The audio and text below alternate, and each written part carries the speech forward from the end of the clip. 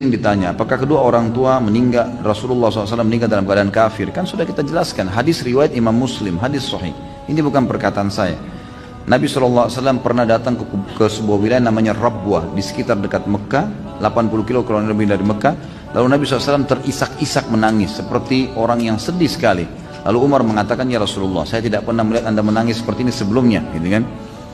Kuburan siapa ini? Kata Nabi SAW, ini kuburan ibuku ya hai Umar. Aku memohon kepada Allah agar menziarahi ibuku, aku diizinkan, dan aku memohon kepada Allah untuk beristighfar, untuknya aku tidak diizinkan. Tidak boleh beristighfar untuk orang yang kafir, gitu kan? Berarti menandakan ibu Nabi SAW yang meninggal seperti itu. Kemudian ayahnya, riwayat Imam Muslim juga, ada seorang sahabat pernah bertanya, ayahnya meninggal dalam keadaan musyrik di Mekah. Ya Rasulullah, di mana ayah saya? Surga atau neraka?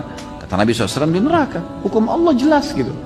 Lalu dia marah, dia keluar. Nabi SAW suruh panggil, ditepuk dadanya sambil Nabi mengatakan, ayahku dan ayahmu di neraka, dua-duanya. Ini jelas penyampaian Nabi SAW, bukan perkataan saya. Jadi jangan sampai gara-gara ini kemudian ada orang cuma egonya, lalu mengatakan, ah masa sih, ah nggak mungkin, dan seterusnya. Gimana nggak mungkin? Hukum Allah kok itu, penyampaian Nabi SAW sendiri. Kalau kita menghormati Nabi SAW, kita harus menerima statement beliau. Kalau mau sedih, Nabi SAW lebih sedih mestinya, gitu kan? Tapi kita lebih mencintai Nabi SAW dari segalanya. Ini statement beliau.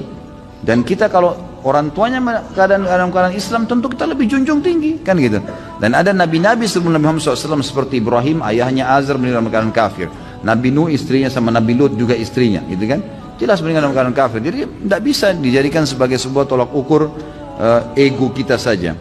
Ibunda Rasulullah SAW yang hamil di dalam perut Rasul SAW, di dalam perut ibunda Aminah, itu adalah jabang bayi yang akan menjadi nabi terakhir. Seorang tadi yang diceritakan oleh Habib Ali, disentuh dadanya aja, itu rencana mau membunuh Rasul. Tawafi karena nyekel pedang, nyekel belati, itu ada mata ini Rasulullah. Rasulullah mudeng mengopi arep kokole ngono tok. Saya ngono. Boten tok Kanjeng Nabi, terus lagi jalan. Rasulullah tahu ini mau mata ini. Wong Rasulullah itu tahu depan sama belakang sama kok. Jadi kalau di belakang itu ada sholat, orang sholat gojek, Rasulullah ngerti siapa sing gojek. Beda sama kita, udah ngaku CCTV, baru dilihat setelah selesai, oh ini yang gojek ini, Rasulullah tahu. Subhanallah, waktu itu akan membunuh, dipegang dadanya aja oleh tangan suci Rasulullah. Orang ini menjadi orang yang beriman dan bertakwa kepada Allah. Menyatakan, ya Rasulullah, orang yang tadinya sebelum aku masuk ke tempat ini paling ku benci adalah engkau. Tapi saat ini orang yang paling ku cintai adalah engkau. Tangan tok. Nah ini bagaimana tubuh Rasulullah semua ada di perut, di kandungan Siti Aminah. Ini seorang ibu yang luar biasa. Sungguh sangat kurang ajar kalau ada yang mengatakan ibunda Nabi Muhammad di neraka. Ini tubuh Rasul Muhammad ada di kandungannya selama 9 bulan. Dikatakan Habib Ali. Di situ Siti Aminah hamlan khafifan la tajidu lahu thiqala wala tashku minhu alaman wala ilala. Tidak ada rasa sakit, tidak ada rasa berat. Di dalam kandungan ini adalah Muhammad sallallahu alaihi wasallam, manusia yang tidak pernah merepotkan orang lain. Walaupun ibunda sendiri. Kenapa ayahanda Rasulullah sallallahu alaihi wasallam itu meninggal lebih dahulu? Dikarenakan nanti menurut para ulama, biar Nabi Muhammad tidak memanggil abi, tapi Nabi Muhammad memanggil Rabbi. Jadi Rasulullah tidak mengambil ayahku, enggak. Tidak manja-manja dengan ayah, manjanya dengan Allah. Rabbi. Adabani Rabbi fa ahsana ta'dibi. Ini Rasulullah.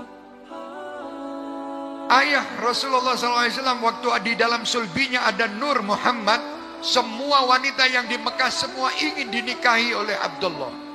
Berusaha, bahkan mereka itu memamerkan wajahnya di depan Abdullah untuk dinikah. Tetapi Siti Aminah di dalam rumah kesendiriannya berdoa, minta kepada Allah Subhanahu wa taala agar Abdullah bisa menjadi suaminya. Allah mengabulkannya. Luar biasa. Begitu dikatakan bahwa ayah yang di dalam sulbinya dititipkan Muhammad sallallahu alaihi wasallam di neraka. Na'udzubillah min dzalik. Kalau ada orang punya pendapat seperti itu. Kita doakan mudah-mudahan kita dan mereka dapat hidayah. Ini bagaimana? Tangan tadi aja. Tangan Rasulullah memegang kepala seseorang di usia yang sudah tua. Orang itu dilihat rambutnya sebagian putih, sebagian hitam. Padahal usianya sudah lanjut. Waktu ditanya, ya fulan, kenapa rambut kalian ini yang di atas putih, yang di atas hitam dan yang di bawah-bawah ini putih? Wahai saudaraku, sesungguhnya di masa kecilku kepalaku ini sering dipegang oleh Rasulullah. Rambut yang pernah, kepala yang pernah dipegang Rasulullah tidak pernah putih. Yang tidak dipegang ini putih. Loh, itu tangan Rasulullah.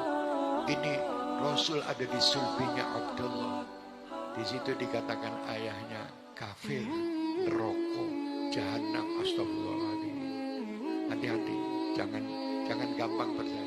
Kalau kita tidak tahu, tidak usah banyak komentar tentang itu. Itu urusan Allah Subhanahu wa taala. Tetapi saya punya keyakinan bahwa tidak mungkin Allah menitipkan jasad yang luar biasa ini kepada seseorang yang ahli neraka.